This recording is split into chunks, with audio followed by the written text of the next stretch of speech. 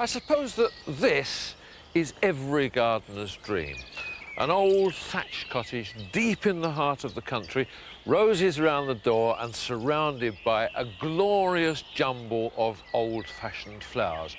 It's the image we all have of the traditional English cottage garden, portrayed on a million chocolate box tops and envied by gardeners all over the world. There's a heady romance about a garden like this, and a feeling that here you could recapture all that's best of the old country ways of times long past.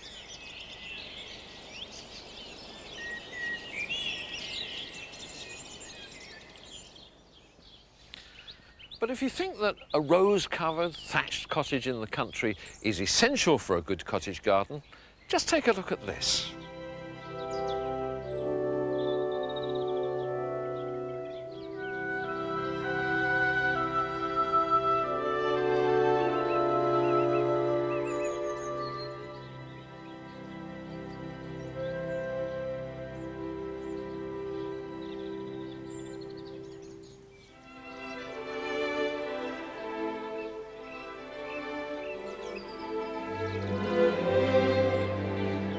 A modern house in modern materials with a decidedly 20th century look.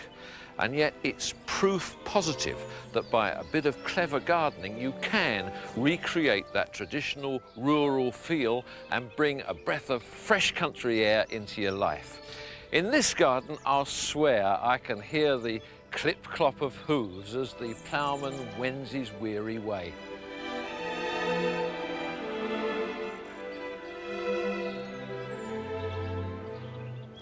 This country has a long and rich tradition of cottage gardening.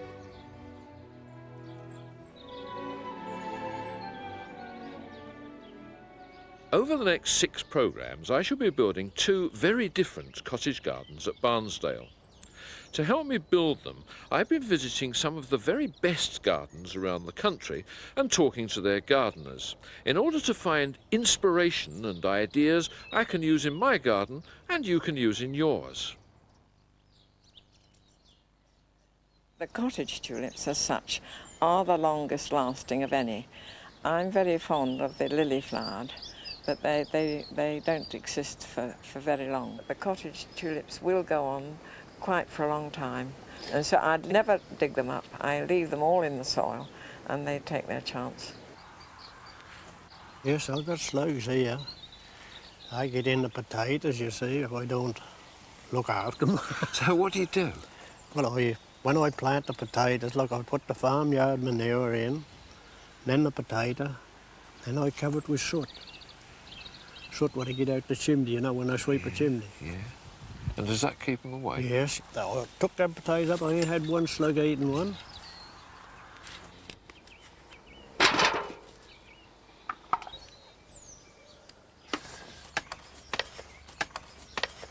What we do is we cut off these shoots, and you can see here that this was actually 10 foot or so long.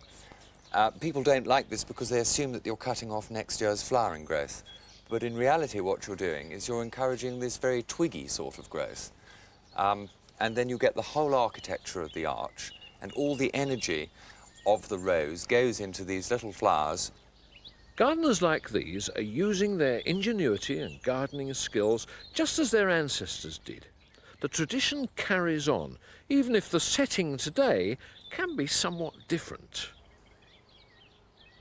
Far from the traditional thatch and wattle and daub, this is the kind of house that most of us live in these days, and this is the kind of garden that we inherit. We're generally faced with all the problems the old cottage gardeners had to conquer. Little space, little time, and above all, not a lot of money. But no matter, they managed to create this kind of paradise, and so, with a little hard work and imagination, can you. But first, it helps to learn the lessons of that evolutionary process.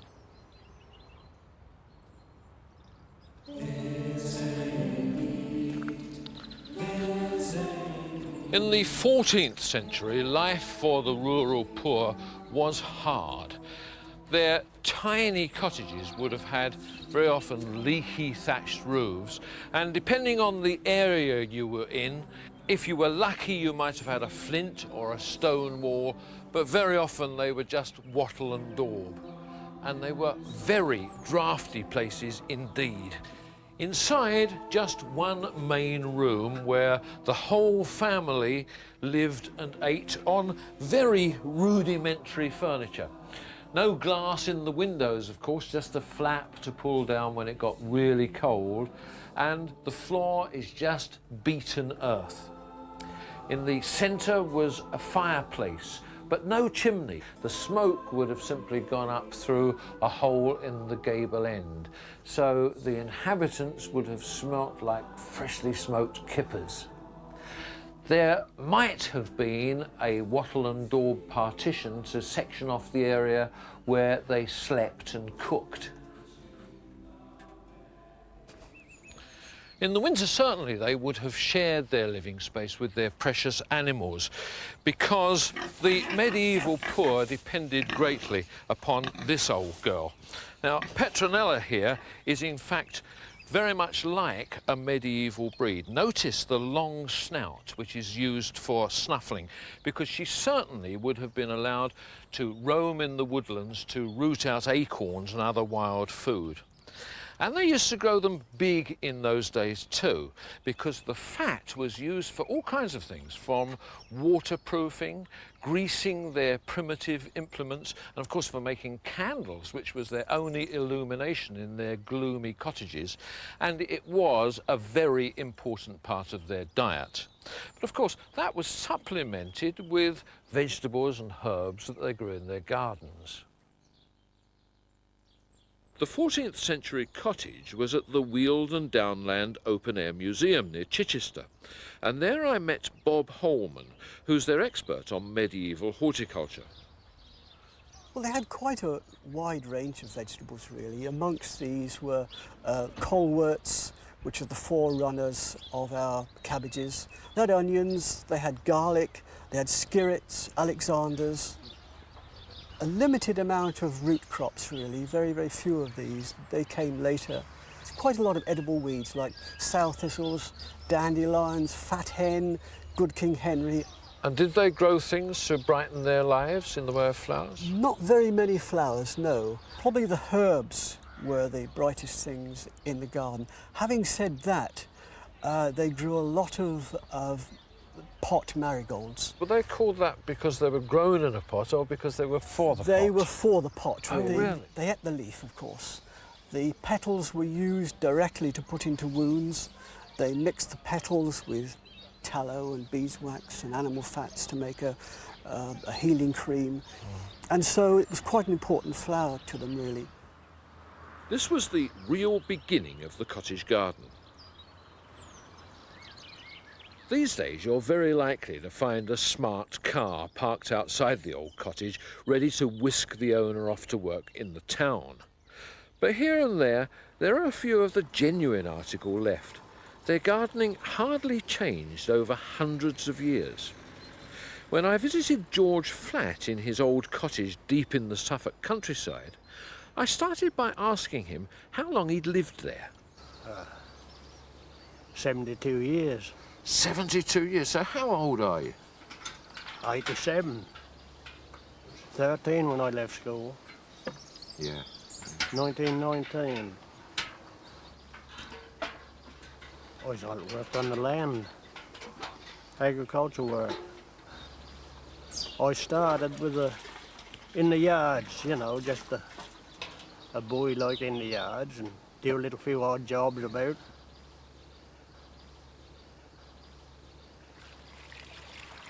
They put me onto the horses. They said they thought they'd like me to use the horses, you see, go with a plough and do all that sort of work. Yeah. And then I had several years at that, you see. Well, then they done away with the horses, didn't they? So I had to go on a tractor.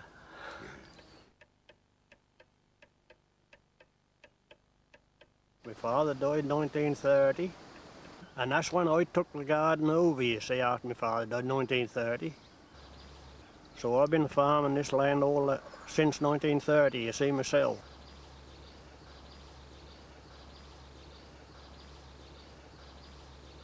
Now, when you were working on the horses, that's hard work, isn't it? Well, yes, yes. So how'd you get your digging done then? Well, that's what I had people say. How did I do it then? I said, well, I have been a digging here of a night in the moonlight. Really? The parish lantern, they used to call it years ago. And I suppose that really was to feed your family in those days. Oh, yes, yes, yes. Did you learn about gardening? No, it all come to only what my father learnt me, you see. Yeah. He always told me to dig with a spade. I always remember that. Yeah. He said, I want to dig with a spade, boy, he said. George Flatt's self-taught and instinctive gardening should reassure any novice that it doesn't have to be that scientific or mysterious. He was given a buddleia for his 80th birthday, and this year he decided to propagate it. I stuck some pieces in, you know, and I'm shooting nicely now, so I have some more. So did you just stick those in the ground? That's right, yeah. I pruned it, you see, and then I stuck them pieces in. Yeah, yeah. So what will you do with those? Well, somebody will have them, you see. I'll give them away. That's good, yeah. I might save one to myself, you see. You grow all your flowers and things in with the vegetables, don't you? You don't really worry too much about mixing them up. Oh, no, no. No, as I say, a lot of them flowers keep coming every year. Do they? Yeah. Them poppies, look, I seed. I don't plant them, I seed, and they come up every year. Do you consider yourself to be a bit of an artist? No, I don't really. No, I just come to me, you know. There are few gardeners who could not learn something from George Flatt, but many people today will want their cottage gardens brimming less with vegetables and more with flowers. For them and me, 84-year-old Hannah Hutchinson is another extraordinary inspiration. My father was a very keen gardener, so it's in the genes, as you might say. I did a training at Reading University in dairying and agriculture, and my first job was a school where there was a very intelligent woman gardener. And when I'd finished with my cows and rabbits, etc., I used to help her, and that's how I really became inspired, about 1935. We moved here in 1966. There wasn't a garden, it was a field with 2 old apple trees, and I got the local farmer to come in and plough the lot up. And I didn't draw extensive maps and plans, it just evolved. And what about planting schemes? I mean, do you stick to a certain scheme? No, I'm rather haphazard, really. I do think about colour and contrasting colours, but nature is very amazing, and you get some marvellous effects without doing anything. It just does it for you. You try to keep a continuity of flowers The great thing is one thing goes over to be followed immediately by something else, and the great idea is to have as much colour as possible. I'm very keen on colour. I have to confess, I've been going around the garden taking notes about the plants that you grow so that I can grow them in my own garden. Good. And you've got some good old cottage garden favourites there, like Love in a Mist. Now, that's an annual, isn't it? So do you sow it every year? No, I let it just sow itself where it stands, and I always get very good results. In fact, I have to pull up quite a lot of it. Do you? Yeah. Yes, but there's quite a number of plants that I do that with. Poppies, foxgloves, forget-me-nots. Well, you've got lots of lovely poppies around. Do you find that they cross with each other to produce new colours? Yes, they do tend to. I think it's the bees. It's just like so many of the flowers, they get crossed by the bees, and you get some exciting things. It certainly happens with the opium poppies, doesn't it? Which yeah, you've yes, also got. yes. Those are very strong and very lusty. Just look at that. Just Yes, come he's on the wonderful. table. Yes, Isn't he look, nice? Yeah. He's come for his shortbread. Isn't that wonderful? Now, Hannah, as you come through your gate, the first thing that really hits you in the eye is a wonderful stand of delphiniums. Where do they come from? I grow them from seed, from the Delphinium Society seed every year. And I do buy in about 3 plants every year from a very good firm to keep up the standard. Are they difficult to raise from seed? No, very simple, and they're very hardy. The one thing is the trouble of snails and slugs, and this is why people say they can't grow delphiniums, because they're not alert to the fact that they're eaten out of all existence within a few minutes. And how do you stop that? Well, I regret to tell you, I use slug pellets, eggshell and grit. Yes.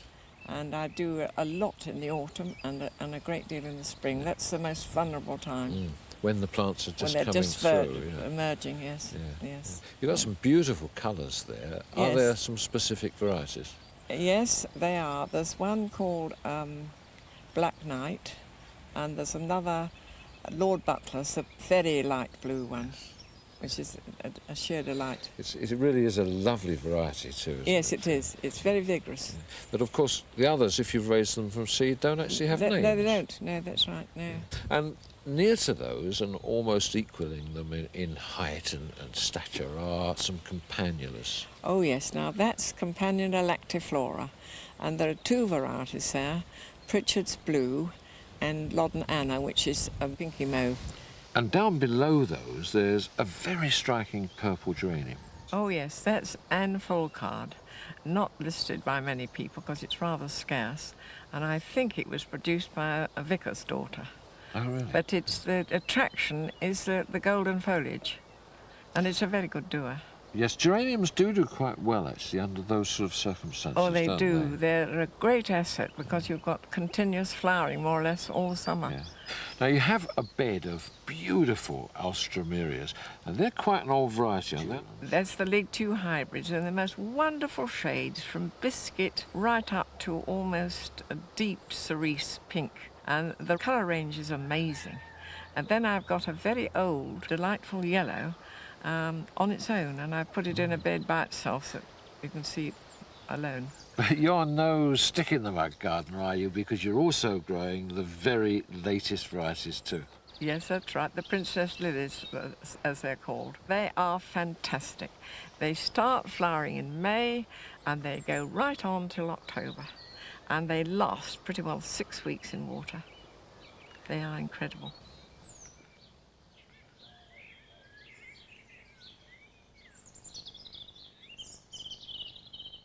Hannah Hutchinson's garden is the result of years of experience, but I'll be showing in this series wonderful cottage gardens created by complete novices.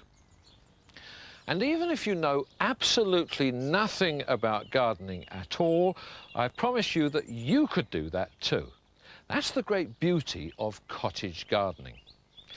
To explain how, I have built what I call an artisan's cottage garden here at Barnsdale. Artisans because I've made it just like the poorer cottage gardeners would have done, very cheaply, and I've done it all myself. And believe me, I am no expert craftsman. All the techniques are so easy that anybody could do it. And the plants, like the old cottage garden plants, are all cheap to buy and easy to propagate and to grow. During the course of the series, I'll be explaining how the garden was built, and we'll be jumping backwards and forwards in time to show how it developed. The garden is designed very simply in a straightforward, practical way, just like the old cottage gardeners would have done it. And even if you don't have a grain of knowledge of garden design, this is another thing that you can do too, because quite honestly, the garden more or less designs itself. What we need first of all is a path running from end to end of the garden, and that might just as well be in the middle and dead straight. It's essential, of course, to have a utility area to house the compost containers, the tool chest, the cold frame, and a small vegetable plot. So that's hidden away in one corner. And in the other corner, I've got my little patio with a bench and a table. And of course, I want to cover the fences with plants, so that needs a border and an access path too. To provide a quiet, shady place to sit, I've also included a rose-covered, sweet-smelling arbour. And of course that too needs a path to get to it. So all that leaves me with these 4 beds for plants in the middle. In the front, I've also included the almost obligatory picket fence, and that's planted with hardy annuals, with sweet peas twining along the top. And of course the honeysuckle-covered arch to provide a warm and friendly welcome at the entrance. Of course, my artisan's garden is a million miles from the genuine old workers' cottage gardens of the 19th century. They still lived pretty deprived lives, but at about that time, a few wealthy landowners began a philanthropic movement to try to improve the workers' lot. A few of them even had whole villages built based on an extraordinary idealised version of rural bliss. These highly artificial communities were called model villages, and one such was Blaze Hamlets near Bristol. It was built in 1811 by a local tycoon, J.S. Harford, and designed in sickly sweet style by John Nash. There were 10 cottages, all self-consciously different and incredibly ornate. Some of them had thatched roofs, some of them were slated. There were incredible Elizabethan chimneys and dovecot fascias.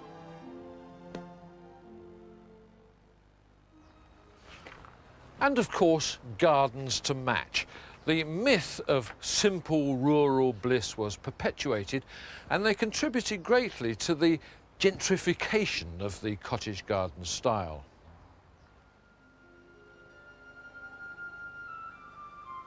This picturesque view of the country dweller's lot was reinforced by artists and painters of the time like Miles Burkitt Foster and Helen Allingham. They painted dozens of charming country cottages with a wistful sentimentality that was very far from the truth.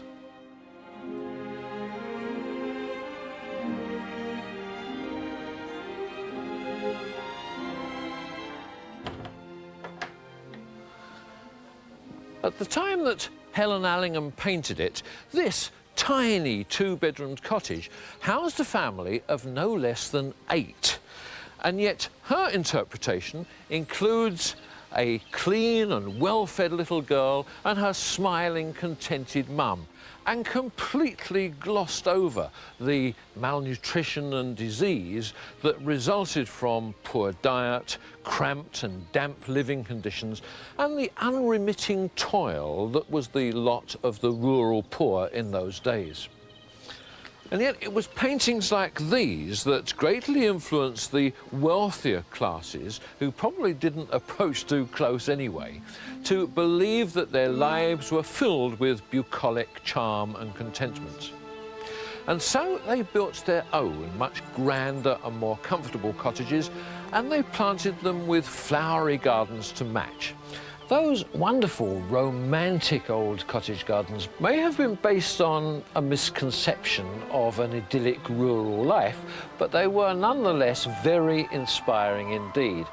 And the style suits modern houses, whether they're in the town or the country, just as much as it did the rural thatched cottage.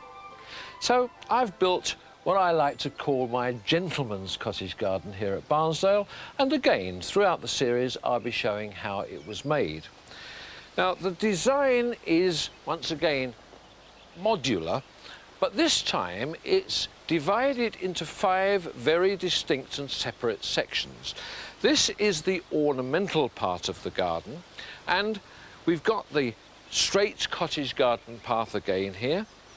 But this time it's made of brick, and it's embellished with a circle of brick planted with thyme.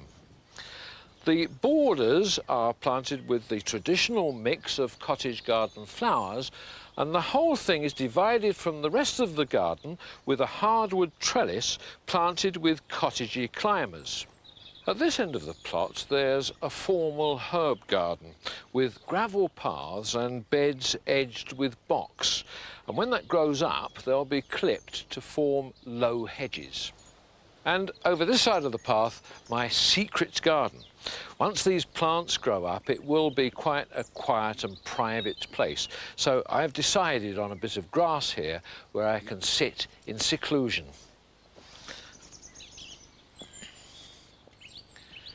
Over this side of the ornamental garden is the productive part. A small octagonal greenhouse will be plenty big enough for all my propagation needs and to raise pot plants and cut flowers for the house. And that's surrounded by soft fruit bushes interplanted with cottage flowers and a few of the larger herbs. And on the other side is the veg plot. Now this consists of a couple of 4-foot wide beds edged with clay tiles, and all around the edges are some more soft fruit, and over at the back some fan-trained apple trees. Then of course there's the beehive there, and once those roses grow up the posts and along the rope, that's going to look a picture. There's no denying that creating a garden from scratch is hard work, but the cottage gardeners I spoke to had no doubts that it was well worth it. This is what's such fun, there's always something new. As you wake up in the morning and walk round, is that rose out or is something else out? And wonderful, wonderful. Spend all day in it, I do, all day. Love it. It's not work at all. It really isn't like hard work. You come out here and you don't really intend to do anything, and before you know it, you're plucking out a weed here or moving something around or digging up a seedling. And it's all just fun, and you just forget what's happening in the rest of your life. Why do you do it? Well, I just like doing it, that's all, I think. Yeah. That's just the pass my time, you know. Do you reckon that keeps you young? Well, of course I do, yes. Hard work don't hurt anybody. Next week we start building, and throughout the series we're going to show you how to turn this into this, and this into this.